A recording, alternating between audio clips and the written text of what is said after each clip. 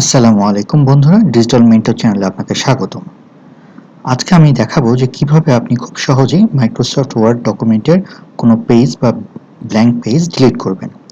আমি আপনাদের সাথে দুইটি সহজ প্রসেস শেয়ার করব যাতে আপনাদের শিখতে কষ্ট না হয়। তাই আমি অনুরোধ করব ভিডিওটি শেষ পর্যন্ত দেখার। সবসময় মতো এখনো বলবো, ডিজিটাল মেন্টর চ্যানেলটি যদি আপনি সাবস্ক্রাইব না করে থাকেন তো এখনই করে ফেলুন, আর ভিডিওটি ভালো লেগে থাকলে অবশ্যই লাইক দিয়ে আমাদের সাথেই থাকবেন। তাহলে আর কথা না বলে চলে যাচ্ছি আমরা কম্পিউটার স্ক্রিনে।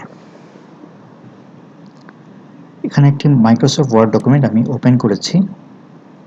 দেখুন এখানে দুইটি পেজ আছে, একটি ব্ল্যাঙ্ক পেজ আছে তার মধ্যে। প্রথম প্রসেসটা হচ্ছে, আপনি যদি এই ব্ল্যাঙ্ক পেজটা ডিলিট করতে চান সেক্ষেত্রে যেটা করবেন সেটা হচ্ছে কার্সরটাকে দেখুন একদম যে পেজটা ডিলিট করতে চান ব্ল্যাঙ্ক পেজটা, সেই পেজে একদম উপরে নিয়ে আসবেন। উপরে নিয়ে আসার পরে তারপর আপনি ব্যাক স্পেস যেটা বাটনটা আছে আপনার কিবোর্ডে সেটা ক্লিক করবেন।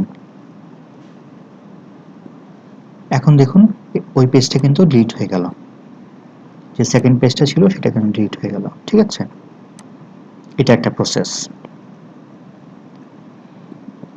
তা সেকেন্ড যে প্রসেসটা আমি শেয়ার করব সেটা দেখার জন্য আপনি দেখুন যে উপরে যে মেনুগুলি আছে, যেমন file, home, insert, design, layout, এখান থেকে যে ভিউ অপশনটা আছে এই যে এখানে ক্লিক করবেন আপনি।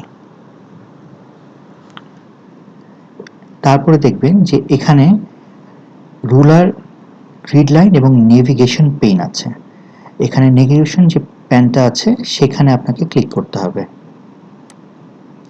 ক্লিক করলেই দেখবেন যে আপনার হেডিংস, পেজেস এবং রেজাল্টে এখানে চলে আসছে। আপনি এখানে পেজ যেটা মাঝখানে আছে সেখানে ক্লিক করবেন।